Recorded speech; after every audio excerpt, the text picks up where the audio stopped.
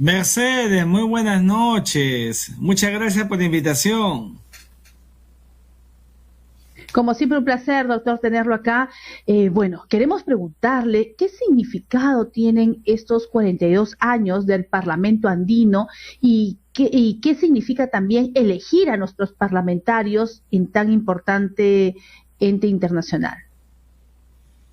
Bueno, fíjate, Mercedes, yo te agradezco por la pregunta porque el Parlamento andino es uno de los órganos de este sistema de la integración andina. Todos estamos atravesados por la cordillera de los Andes, que es lo que define geográficamente a nuestros países. Tiene en los parlamentarios andinos los denominados legisladores supranacionales. La gente que nos ve y nos escucha debe saber además que los legisladores dentro del Estado son los nacionales.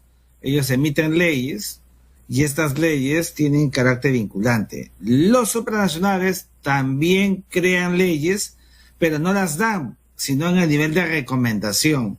Entonces, los que deciden son los cuatro gobiernos, en este caso de la Comunidad Andina.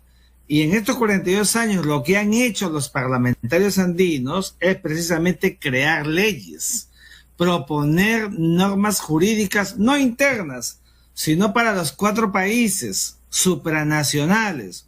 Después de la Constitución política, encima de ella están estas normas que van dando vuelta, porque comprenderás que los estados tienen vida interna e internacional. Y entonces los parlamentarios andinos, que son elegidos igual que los congresistas por sufragio universal, cuando hay un proceso de elecciones, nosotros elegimos al presidente de la República, a los vicepresidentes, a los congresistas y a los parlamentarios andinos. 5 por cada uno de los países que lo forman, que son Bolivia, Chile, Colombia, Ecuador y Perú. De manera que en estos 42 años, además, han contribuido y siguen haciéndolo para que la integración sea una realidad. Mira, lo último que se ha podido conseguir es el estatuto migratorio andino, para que los miembros de la comunidad, los ciudadanos de la comunidad andina, lo que yo vengo diciendo, la patria andina, puedan trasladarse, no solamente como ya se ha venido haciendo con el DNI o el documento de identidad que cada país pueda tener, más todavía, que puedan permanecer temporalmente o tener residencia sin tener que estar yendo a migraciones para decir cuánto tiempo me queda en este país. Ya no. O sea, abrimos la cancha. Y ese trabajo también lo hacen los parlamentarios andinos. Comprenderás entonces la dimensión. Yo he escuchado muchos políticos que dicen que el Parlamento andino no sirve para nada. ¿Y sabes por qué dicen eso? Porque como solo recomiendan, y no se dan cuenta que en el espacio supranacional no pueden hacer otra cosa que recomendar. Es como en la ONU. En la ONU las resoluciones tampoco son vinculantes y obligatorias, también recomiendan, porque el espacio supranacional por encima del Estado es plano, no es como el derecho interno que es vertical. Como no, los congresistas o los políticos en el fondo saben, pero ahí creo que hay también cierta malicia de no entender lo que realmente hace un parlamentario andino. Y claro, también creo que los propios parlamentarios deben hacer visible lo que significa el trabajo que ellos hacen cada vez que se reúnen en cualquiera de las capitales de los países miembros del Parlamento andino para seguir creando normas que luego son aprobadas, repito, reitero, por el mecanismo que se llama Comunidad Andina, que es el bloque de los países. Para eso, pues, hay otros órganos, el Consejo Presidencial Andino, que es la máxima instancia, el de Ministro de Relaciones Exteriores, etcétera, etcétera. Doctor Rodríguez, efectivamente, este conjunto de países que se unen para poder tener quizás una legislación plana, ¿no? Como usted que recomienda, pero ello no quiere decir como algunos tratan de decir que no sirve para nada. Pues no es así, porque son estados democráticos, son estados que hermanos, somos países que compartimos la misma cultura, la misma historia, somos todas las sangres unidas. La diferencia es que estamos pues divididos por países, ¿no? Por países con su legislación propia, pero en conjunto tratamos de ver al Parlamento andino como una patria andina. Doctor Rodríguez, los representantes que hemos tenido los peruanos en estos últimos años en el Parlamento andino han estado quizás a la altura de las circunstancias, desarrollando el papel que les corresponde. ¿O usted cree que debería hacerse más, o qué es lo que qué objetivos deberían trazarse y realizarse en el mediano plazo? Bueno, yo creo que los parlamentarios andinos, yo te agradezco por la pregunta, porque al Parlamento andino lo sigo, comprenderás, por mi carrera de internacionalista hace muchos años, y yo creo que los parlamentarios andinos, en el caso de los peruanos, le ha pasado también a los otros países, pero menos, han tenido que ir bregando y creando una conciencia interna de que existen. En el pasado los parlamentarios andinos no tenían dónde sesionar, no tenían lugar, una oficina para poder trabajar o desempeñar sus funciones como correspondía. Sus sueldos no llegaban a tiempo en el pasado. Eso se ha ido mejorando, pero todavía falta que internamente se crea la idea, ya como corresponde jurídicamente, que el estatus de un parlamentario andino jurídicamente es exactamente igual que la de un congresista. Nada más que mientras uno se dedica a actividades supranacionales, el otro las hace en el ámbito nacional. Y por eso es que deben tener las preeminencias que corresponde. Entonces, si lo quieres de otra manera, el parlamentario andino ha tenido que pagar piso desde que fue creado el Parlamento andino el 25 de octubre de 1979, y por pagar piso ha tenido que llevar a cuestas, ¿no es cierto?, una carga del prejuicio de decir que los parlamentarios andinos están pintados en la pared y no sirven para nada, como lo dije en mi columna del día de hoy. Y es exactamente todo lo contrario, porque la gente no visualiza lo que hace el parlamentario andino, sino más bien está al día y atenta lógicamente de lo que hace el congresista. Entonces, el parlamentario andino ha pasado a un segundo plano en el pasado, pero felizmente, yo tengo que decirlo, eso está cambiando. Ahora yo veo que hay una mayor participación, mayor visibilización de los parlamentarios.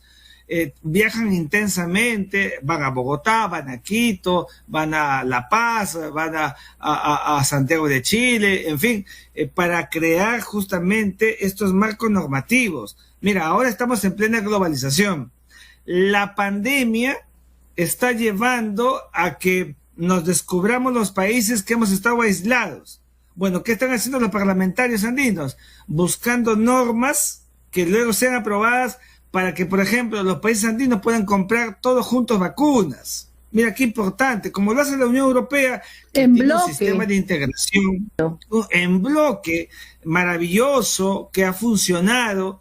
Su derecho comunitario y el derecho de integración, los europeos pues nos llevan años luz, tenemos que decirlo. Y aquí en América del Sur y en el marco de la Comunidad Andina, realmente hay mucho talento, hay mucho auspicio, y nuestros parlamentarios, los 5 que tenemos en estos momentos, están trabajando, a mi juicio, de una manera coordinada y con el empuje para, primero, visibilizar el Parlamento andino, y segundo, trabajar los proyectos que hay en mente. Ya te digo, el tema como el tema penitenciario, reglas penitenciarias para por ejemplo, los presos, los delincuentes, en algún momento no solamente puedan tener estos niveles carcelarios de traslado, sino también estas movilizaciones que corresponde a cada uno de ellos cuando dan cumplimiento a sus penas en otro lugar que normalmente pueden cometer el delito, por ejemplo, en Chile, pero puede por cumplimiento de pena, como muy bien conoces, hacerlo en su país de origen, si acaso fuera ecuatoriano o peruano. Entonces, mira cómo se viene trabajando. Y hay un último proceso que ha pasado estos días. Ahora se acaba de aprobar que quienes, los miembros de la comunidad andina pueden trasladarse y cruzar la frontera sin pagar impuestos en sus autos. Mira el avance, como se hace en Europa. O sea, estamos avanzando y eso tiene que ser reconocido porque justamente es abrir fronteras, es fronteras salir de esa seguras y hermanadas, ¿no, doctor?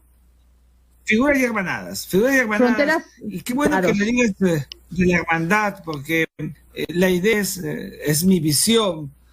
Creo que el Parlamento andino y la propia comunidad andina debería ensancharse todavía. Hay que ensancharla, hay que trabajar para que Chile pueda volver a la comunidad andina, por ejemplo. Salió de ella en 1975. Hay que lograr que Venezuela vuelva también a la comunidad andina, porque comprenderás que en la comunidad andina no es un tema de ideología de izquierda a derecha, es un tema de país, de Estado, de integración. Y hay que vincular, por ejemplo, en una visión mucho más abierta a países como Argentina. Argentina con Chile están definidos por los Andes. Entonces, yo creo que allí hay un trabajo que hacer y hay que trabajar mucho, permíteme, el derecho comunitario. El derecho comunitario tiene otro anillo más grande que es el derecho de la integración. El derecho de la integración, que está muy desarrollado en Europa, viene a América Latina, pero hay que imbricarlo en el derecho comunitario, que es lo que yo llamo la positivización del derecho de la integración, buscar normas jurídicas comunitarias, comunes para los 4 países, que hagan más viables los procesos, las relaciones biunívocas entre nuestros países. Mire ese nivel de desarrollo que se puede alcanzar y que con este estatuto migratorio, que es histórico, el que se acaba de aprobar hace un mes, como sabes, está coadyuvando a generar que los peruanos, ecuatorianos, bolivianos y colombianos podamos trasladarnos, estar el tiempo perentorio, temporal, permanente, y esto alivia y mucho, y no tienes que ir a migraciones para decir, ¿me puede usted dar 10 días más, 20 días más? Hay que elevar el proceso, y ahí está parte del éxito del trabajo que viene haciendo el Parlamento andino en general, de los 5 países, y de modo particular, por supuesto, los nuestros, que son 5 por el Perú.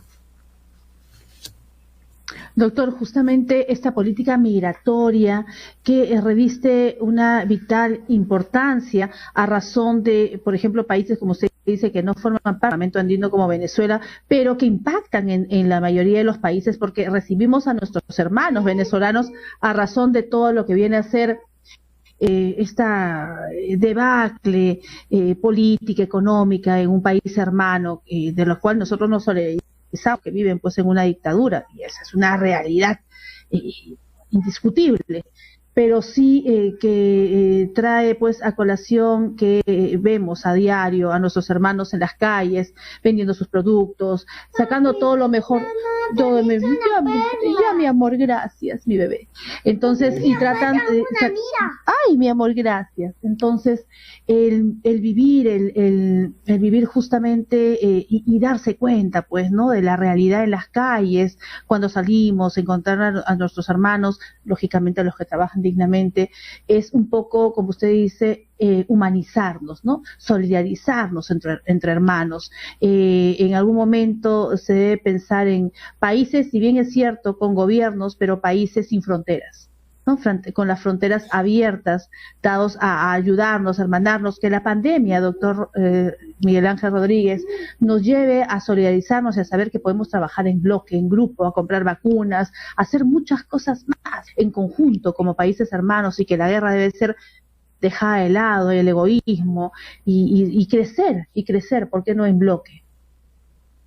Fíjate, Mercedes, yo te felicito por este enfoque que le das a esta parte de la entrevista que me concedes, que para mí es un honor siempre, porque la migración es un fenómeno internacional.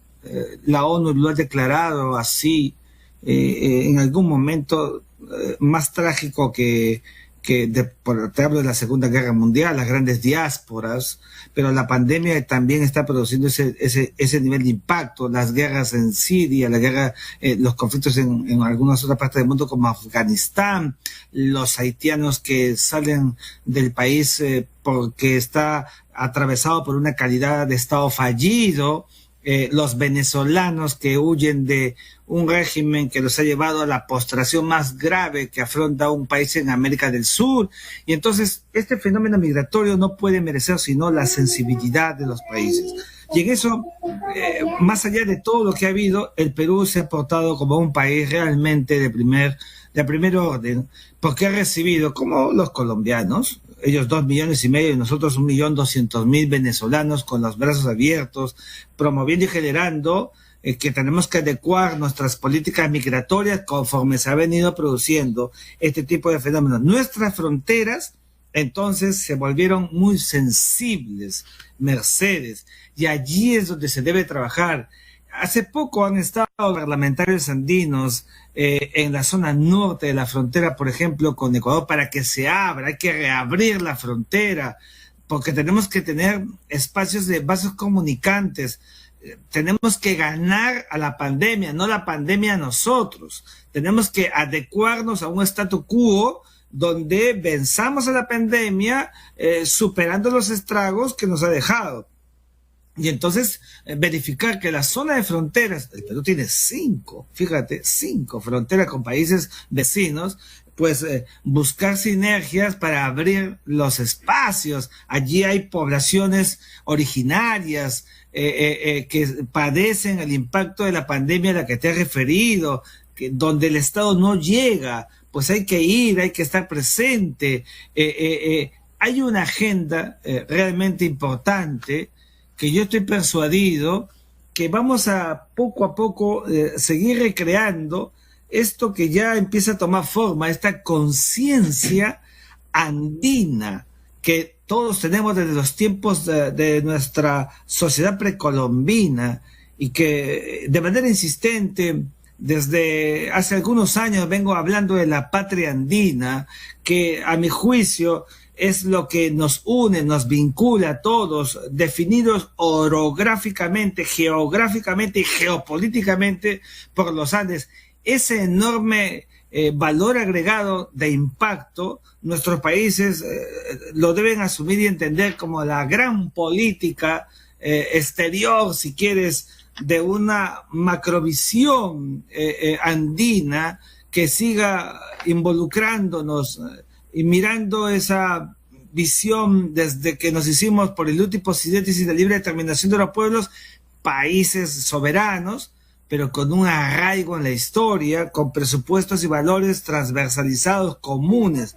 Ahí está la grandeza, y por eso mi saludo, por supuesto, a la comunidad andina, al Parlamento andino, por estos 42 años, y en general a todo el sistema de integración andina, que con defectos, sí, pero con virtudes y muchas. Pero que va avanzando. Ahí está caminando y avanzando por el bien de nuestros países. Hay que crear la ciudadanía andina que, es decir, como una suerte de mirarnos al rostro concomitante cada uno de los nacionales y sentirnos, más allá de tener nuestras propias nacionalidades, por supuesto, miembros de una colectividad que solamente con mirar los Andes ya tenemos un registro común de nuestro pasado.